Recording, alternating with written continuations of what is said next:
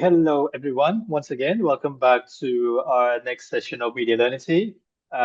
We've done a few sessions here and there. We've done a lot of training, but I think today's session stands different to anything that we've done before.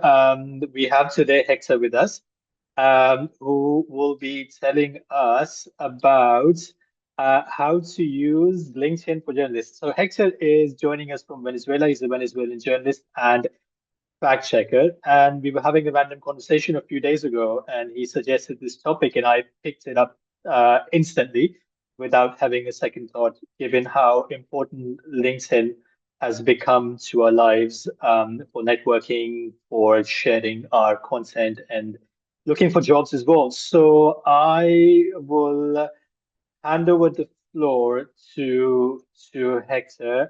Just a reminder that this workshop is being recorded, and the recording of this will be uploaded hopefully by tonight. We'll also get an AI generated summary of this. But over to you, Hector. Take it away. Thank you. Thank you so much, Faraz, and thank you all for joining us in this session today. I'm going to share with you my screen and share some basics for LinkedIn. Um, just let me rearrange here. So this is the presentation today. LinkedIn, sorry, LinkedIn for journalists. This is the index that we are going to cover today. These 8 points, destroying a world of LinkedIn, LinkedIn for journalists, part of a LinkedIn profile, initial interactions on LinkedIn, content categories on LinkedIn for journalists, types of content on LinkedIn, pillars of content, and finally AI for creating your content. A little bit about myself, even that far as say a little bit. I'm Hector. I'm a journalist from Venezuela, but living in Peru since 2017. I am a correspondent for MVA's radio. It is a local radio for Mexico. Also, I work as a fact checker for AFP Factual in Latin America. And in 2020, during the pandemic times, I co-founded Cápsula Migrante. It's a social media to give useful information to immigrant communities, not just in Peru, but in Latin America. And there is my social media if you want to reach out to me. And just to start with this presentation, the first point is the strength word of LinkedIn. It's basic some data to understand the social media and this platform and how can we use this as a journalist. In LinkedIn, currently there are 1.2 billion LinkedIn users worldwide. I try to find some data about the profiles used by journalists or active profiles by journalists in LinkedIn. And I have been with some AI and data that I could find on internet, and it is an estimate, an average, like 20K profiles on active profiles on LinkedIn in the US. Basically, people that has journalists in the as a job. In the UI, it is almost 300K profiles, active profiles in the EUA, specifically that has the journalist job in the profile on LinkedIn. So LinkedIn connects professional with over 55 millions company globally. This is a data from LinkedIn. And I specifically like this take because when we talk about a company, we usually understand that the company wants to sell something to us. But when a person talks or when we read content from a specific person, we reach like this person could be our friend or it is a colleague that they share something important or to us, even if it's an experience that they have or um, something that they want to not in a selling directly a selling that they are doing to us. So the take is the people are 16 times more likely to read a post for a friend or colleague than from a brand. Sorry, this is a Sprout Social, a report that the Sprout Social did in 2019. And I like this another one. Basically, LinkedIn is one of the two social network with organic algorithm, and I'm going to explain it to you. For example, this is me. I have this number of followers, and this is an example. I just post or release a new post. So Faras and Evangelista are in my network, and Faras with his 4K followers likes my post, and Evangelista with his 371 followers, she learned about, for example, the post that I share, and they interact with my post. And Tamoy, this is a friend that Faras and I have in common, see that Faras like my post, and also he was interested in the thing that I post on LinkedIn. So he, even if he is not my friend on LinkedIn, he can see the interaction that Faras has with my post. So basically, it's like a circle algorithm. So in my first circle is there are Faras and Evangelista, and the second circle that they are not my friends or my connection, but they can see how these friends interact with other posts or other persons. So basically a circle algorithm. So it's very important when you, for example, if you publish something or you interact with publication from different colleagues, your colleagues can see the post of this other person that you interact with. So this is very important. As I told you a few slides before, there is a lot of people using LinkedIn, or 1.2 billion, but less than the 3% of this whole population on LinkedIn generates their own content. So as a journalist, there is a very good opportunity to show the work that we're doing, or even using the platform to create a very good connections, not just in the city or the country that you work, but with other colleagues around the world. So LinkedIn for journalists. I believe that there is these two aspects that we are going to concentrate today, and that are very important to build and have a active presence on LinkedIn. The first one is to have an active presence, and the second one is build reputation. To have for having an active presence on LinkedIn, is very important to map and optimize all the touch points. I mean, the picture profile, the banner, the description, the if you have any job title, or if you are related with a company or a media. And the second one is to build reputation. Basically, this is my metrics. When you are constant and consistently, you have a strategy to publish consistently, you're going to see the growing through the years. Basically, this is my impressions on my different posts that I've been publishing at least this year. And this has the community that have been reaching on LinkedIn through my post. And so this is a concept that we create in a company that I collaborate with. They work with digital reputation, and I like this concept because what is a digital reputation? And we believe that the digital to build this digital reputation, we need to focus on behavior, which is basically if you have a routine publishing content during the week, keeping the consistency, and keep the posting on these days, and recognition. If you have, for example, as I work as a fact checker in the AFP, I'm going to share some tools on, or I don't know, maybe some news that I've been fact checking. So that is very important. So because people is going to recognize me as a fact checker, or someone, or a journalist who work with this specific, or are specialized in this area of journalism.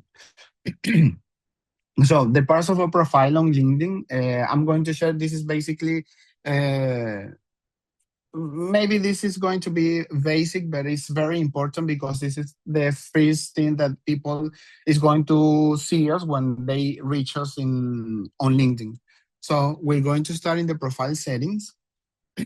uh, One essential on LinkedIn is the profile picture. And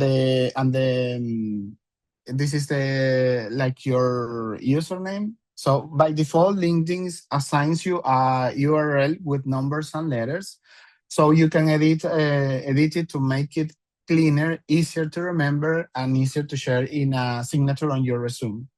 This is basically a standard recommendation. For example, if you have a first name and last name, Hector Villa or Farascani, if the name already exists, you can add your middle name or, for example, the sector where you are work.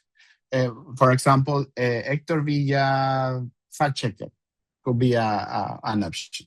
How do you change this? I'm going to share. I don't know if you, because I didn't have your names on the register. I don't know if you were going to be present here. But basically, this is the step by step to customize your link or your username. The first thing that you need to go is your LinkedIn profile, and at the top right corner, you're going to see this section that is says language of the profile, and it says URL and public profile. So you're going to click on the pencil icon, and it's going to open another tab. In this new tab, you're going to click on the pencil icon again, and there is you're going to change the name. Some recommendations that I give to people when I work with this specific section on LinkedIn, there's forbidden characters such as ñ is in Spanish, or accents are not allowed. So you have to replace them and do not use accents in your URL on LinkedIn.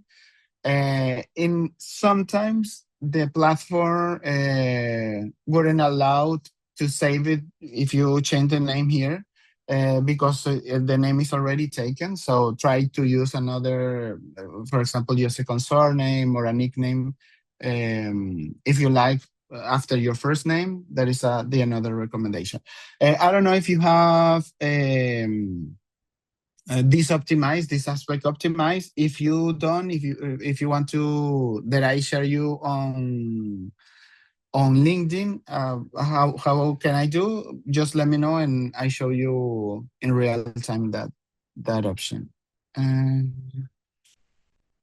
the second aspect on LinkedIn that is very important, obviously, to us as a journalist, is make your profile public. Since you are the window where you can customize in the name, you customize your URL or your username, you can take advantage of this opportunity and turn on all the switches that this is to set your profile as public. When you, for example, when you have off all the switches, your profile is going to be visible for recruiters or colleagues or people from other countries or media. If you have active or on some switches, your profile is going to see something like this. The people can see your profile picture or your banner or your description or about section. And when you have your profile public, it's going to see like this. So my recommendation is turn on all the switches, yeah, that you can see in the below part of this section. So this is another one important. The first impression is the strategic visual image. On LinkedIn, the first impression doesn't start with what you write. I understand that because I also a journalist. But the first impression with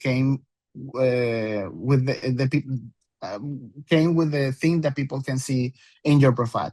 So your profile picture and banner are the elements that any visitor will see before reading any single line of your story. So that is very important to understand and work on this. These elements not only communicate professionalism, but also project your identity, your style, and the level of intent that you have on LinkedIn. So basically, why does it matter? Because the photo generate trust, and as journalists, this is the confident that the trusting is very important for us as a journalist. And also the banner, which is the image that is below your picture, conveys context, energy, and direction. It also helps retain people on your profile. So in some way, we are looking for this. I'm going to share some recommendations. This is basically some pictures that you can have to inspire yourself and create a photo for you. Some maybe you just try to create a profile picture clear with a neutral background and no distraction. Obviously, the picture is going to need without unnecessary filters, with a slight smile that shows the people warmth, and basically one that represents you today, not 7 years ago. Basically, this is a recommendation, and I'm going to show these two QRs that you can scan it. Also, I'm going to share this presentation with you so you can use these tools. This is basically shows you like a score of your profile picture. It measures from 1 to 100, and a good picture has like a 75 percent of good in this with this tool. So basically, you log in this tool that is called Snapper with your you can scan it, and you have to log in your LinkedIn profile. And with AI, it's going to use AI to measure your picture and give you this score. And this is another tool that help you to build or create a profile picture with no backgrounds. It is also a good tool, so I'm going to share this tool with you. This is basically the dimension that you need to create your picture for 400 for 400, basically a square. About the cover photo, this is two good examples that I like. This is a Peruvian journalist. It is a media that she created here, and this is an Indian journalist that work with mental health. It is very interesting work that he does. So the banner is an opportunity to reinforce who you are and what you do. For example, if you are in a fact checking or maybe immigration journalism, um, sustainability, climate change, etc. It's not mandatory, but it makes a great and a big difference when you use it with intention. So the banner can help you to show the people that you are who you are and what you do and what field are you working right now. Some recommendation, you can align the text to the right because your picture is going to be here. Uh, this is a recommendation. You can use it or not. You can put your username here or here, or you cannot use it though.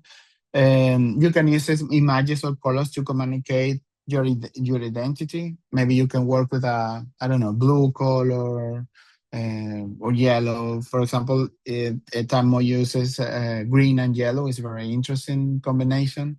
And obviously, the banner can be legible, clear, and consistent with your identity and the things that you want to communicate. And this is a structure. If you use a personal logo, or even if you work with I don't know, with a media or different media, if you're a freelance journalist, you can share the logo from different companies that you work with or collaborate with. You can use a phrase that sums up your approach, and or put some keywords or areas you work in. This is the dimension of the banner. So I'm going to share, if you don't have one, you can design some with this dimension. Headline is the other thing that is very important. Your headline should not be limited to your current position in your work. Not it should be an empty phrase like passionate about journalism. It's the first thing that people read under your name, so you can make it count. So it's very important to use it in a strategic way. A good headline communicate what you do, for whom, if you're working for some company or media, or with what approach or style. This is a strategy. You can use here strategic keywords because the LinkedIn's algorithm scan this section. So it's very important to include terms that connect with, for example, if you're looking for a new job, um, the industry that you are interested in, your ideal role. Because when you are you are doing a search on LinkedIn, you can, for example, you can put here journalism trainer. So as far as has this keyword here, LinkedIn's algorithm can share this profile as a recommendation to me if I'm looking for an specific. So it's very important that you put here keywords related with your job, the things that you are interested in. And this is another recommendation: avoid generic phrases on this section. For example, seeking new challenges, versatile professional, passionate about what I do, only or focuses only in your career or industry. Do not put just journalists here. So trying to use this in a strategic way here. The section about is not your biography. It just is like your professional pitch. So most people don't take advantage of the about section on LinkedIn. They either leave it or blank or copy their resume. Basically, is the most common thing that people do. But this section is also key. It allows you to connect with visitors, with people who are looking in your profile. So it is important that you, in this section, showcase your career path, your interest in, and what you are currently looking for, or building, or you're working right now. How to describe your career with purpose and emotion. I put here some questions that you can make yourself to answer and responded briefly and strategically. For example, what are you currently doing and what is your focus? What past experiences have shaped you? What sets you apart? What impact do you have? Or what motivates you, or what are you looking for today?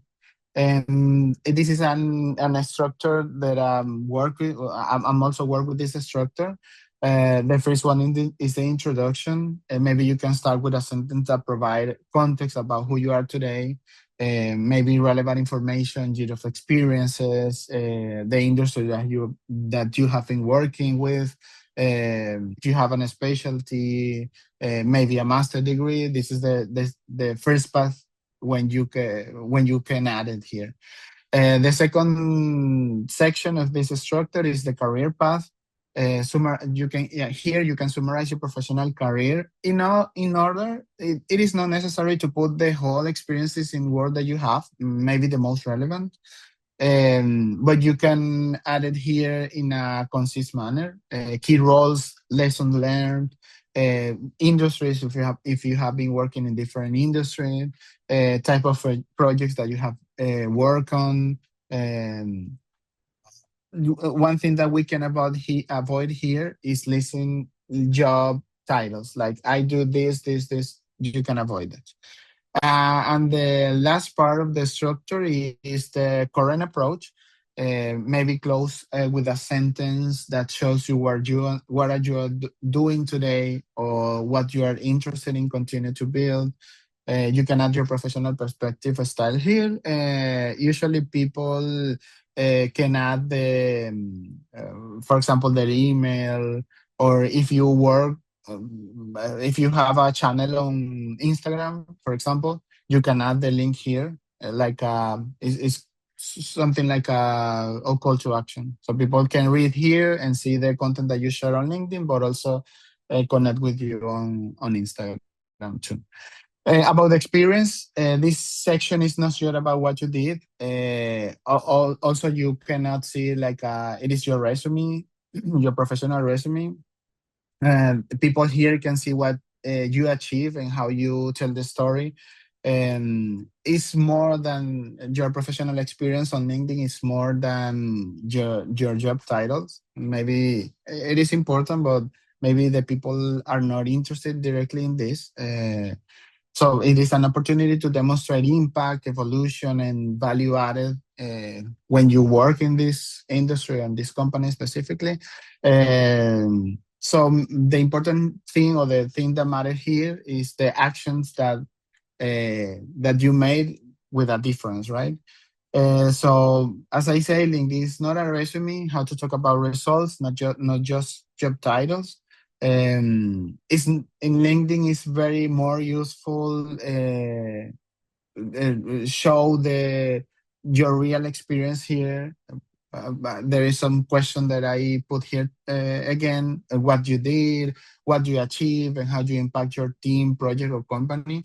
This is a structure, a recommended structure: the position, the company, if you have, for example, a month and year when you started, a month and a year when you finish, if that's the case, brief description of key responsibilities, specific achievement on this company, if possible, with measurable data results.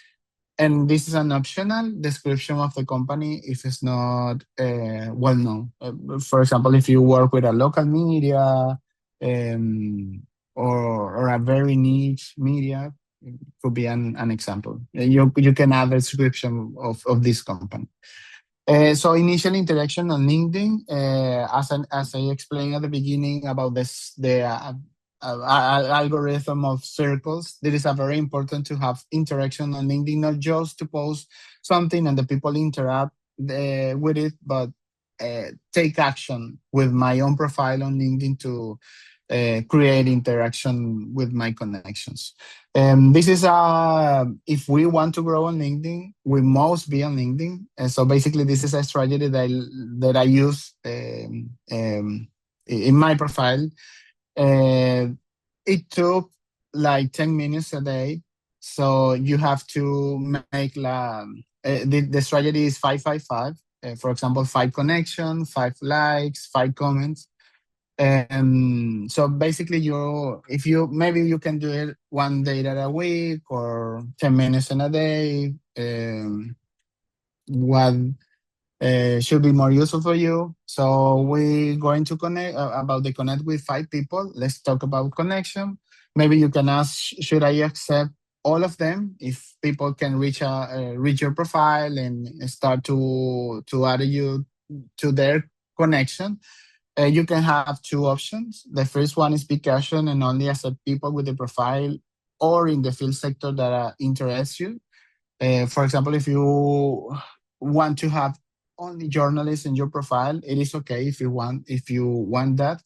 But if you want to reach more people, you want to, I don't know, maybe try to be like an influencer on LinkedIn. That could be something.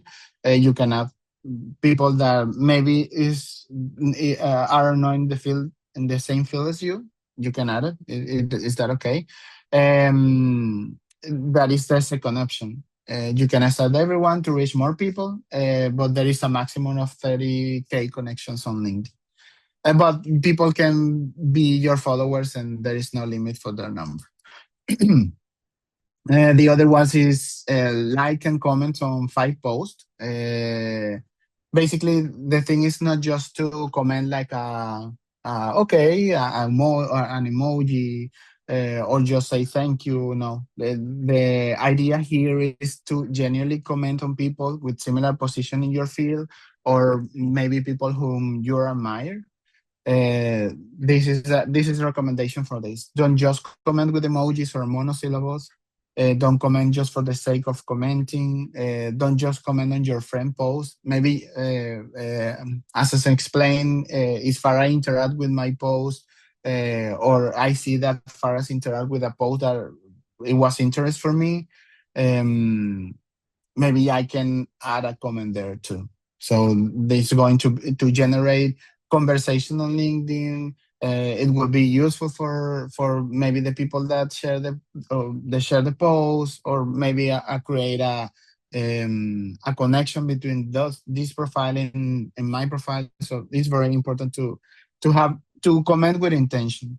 And some people comment on your post. So the idea is try to respond to each comment personally, but for comment related to the company. If you work with a company, it is necessary to raise with the communication department. So this is an example. This is one activity that I attend to. Um, and some people interact with the post, and also I comment or respond the comments that I receive in this post. The other is type of content on LinkedIn. There are different formats available on LinkedIn that you can use. This is the first aid slide, which is a PDF that you upload on LinkedIn, and people can see different images. Photos. The photos are better if you appear on them. If the people can see you in this photo. Text only, articles, video, GIFs, Kudo, polls. Additionally, there are two formats for events that is very interesting. I've been working with different lives on LinkedIn. So lives and audio events that are the other two formats on available on LinkedIn. But which format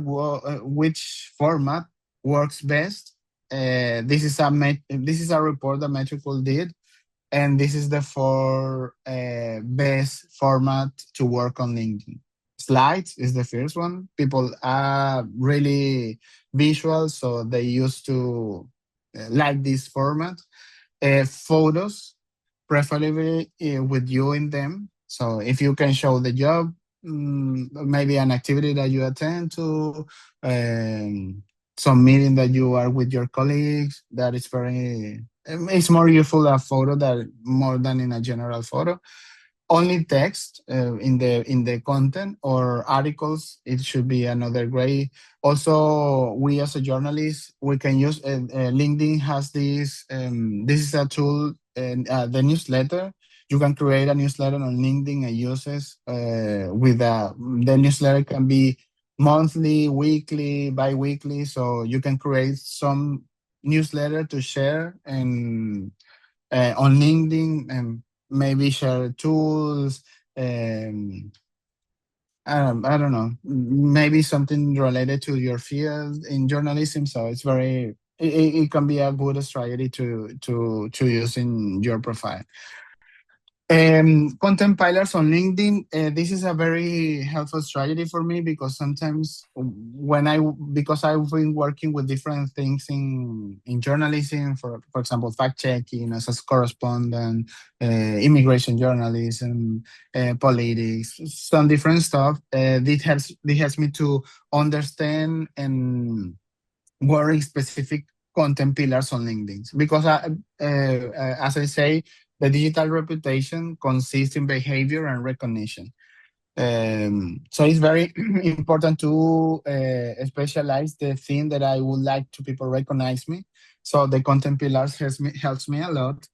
The idea is that as a journalist, we can reflect our profile as professional, as journalists working for a media outlet, or as a freelance journalist, without neglecting our other spheres of life, like the personal, passion, hobbies.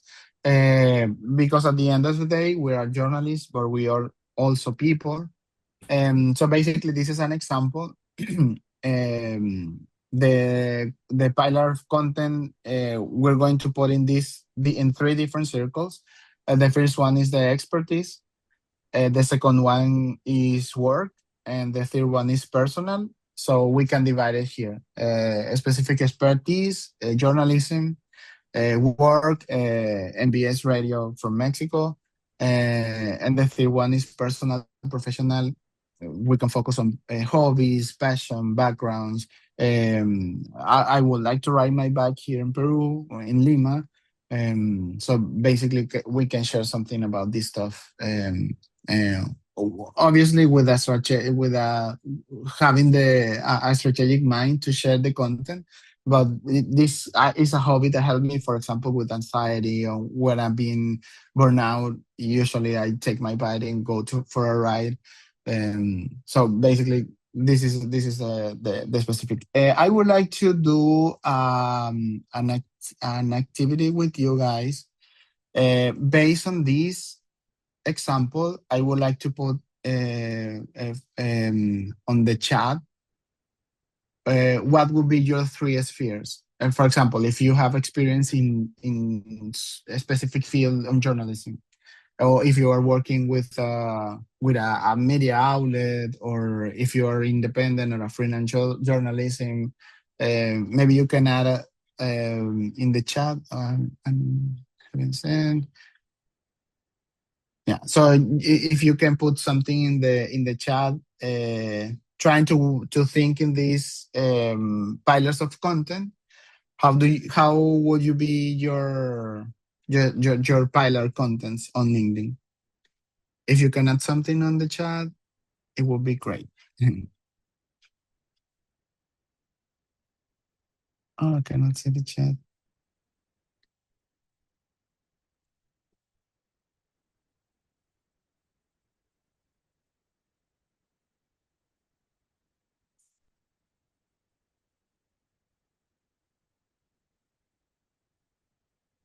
Okay, I cannot see it. No, but yeah, I'm going to let you a few minutes if you want to share something in the chat about the this strategy, a specific strategy.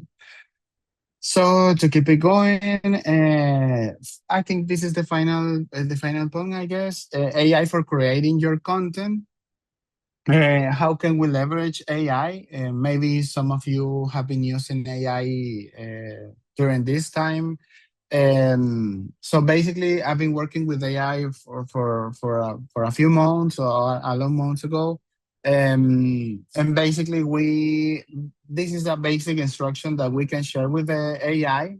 So the first one, we give it clear instructions, iterating content that we publish with the ideas that the AI can provide us with, preferably. And the third point is fitting the chat with, if we use ChatGPT, for example, fitting the chat with our own information, which will serve as a clone.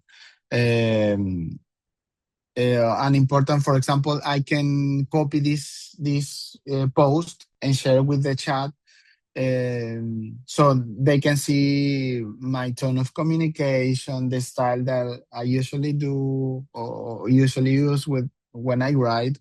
So if we feed a chat with my information or with our information, it would be more helpful, and with the chat can help us to create a more better content to publish on LinkedIn.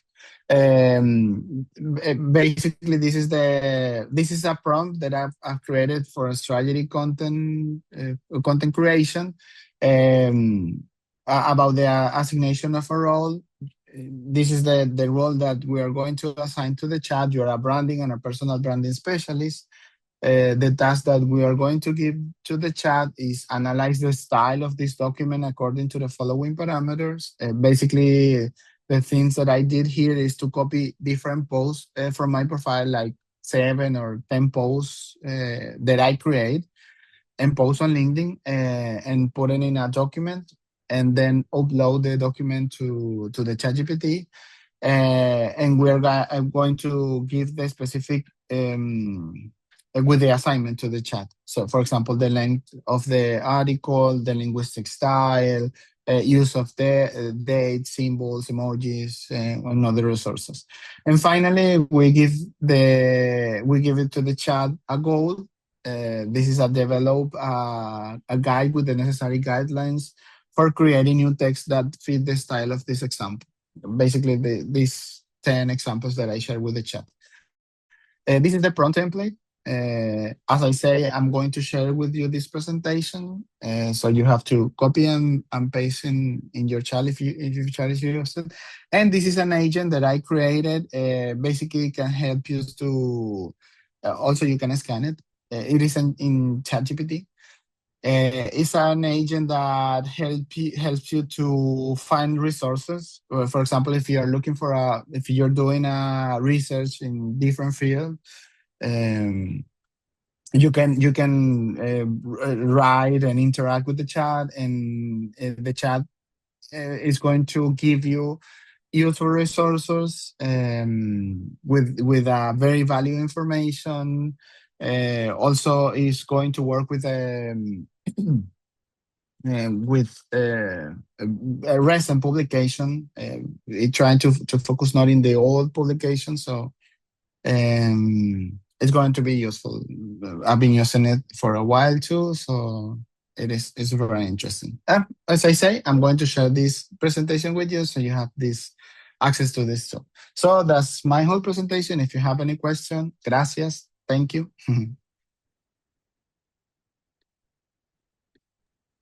Thank you very much, Hector. That was great. That was excellent. And that was, I think, very practical, I would say. I mean, it's something that we use on a almost on a daily basis. All of us use it. So I think it's very useful, practical steps. I actually have one question. So I scanned the QR code for Source Seeker, but it's in Spanish.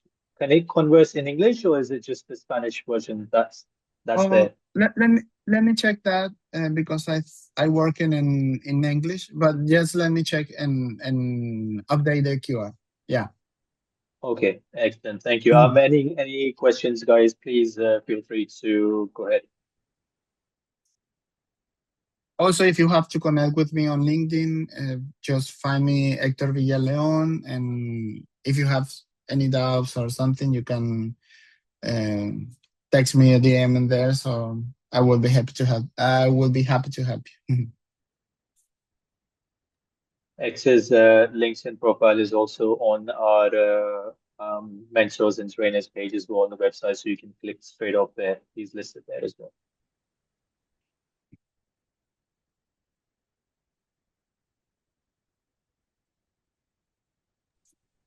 I actually have a question. Has anything changed on LinkedIn recently? Because I think on my feed, sometimes I'm seeing posts from like 3 weeks ago.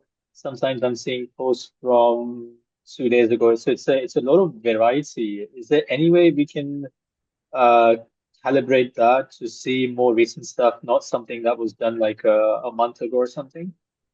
Yeah, you can change that when you are uh, in your feed on LinkedIn. There is an option uh, at the It's the top recent, right? when you Top and can, recent.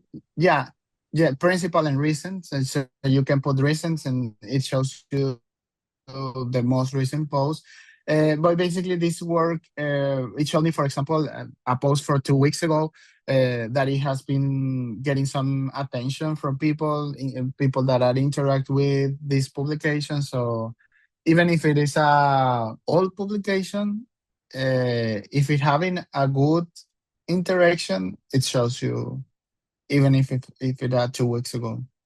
Yeah, but you can change it. If you can see the most recent post, you can order in that way.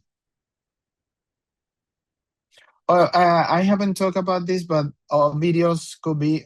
I know that maybe videos is not the best tool for LinkedIn, but it is a very. I think you can experiment with videos on LinkedIn and give you some interest results. I've been doing some experiments by myself, but yeah, it is an interesting tool that you can use.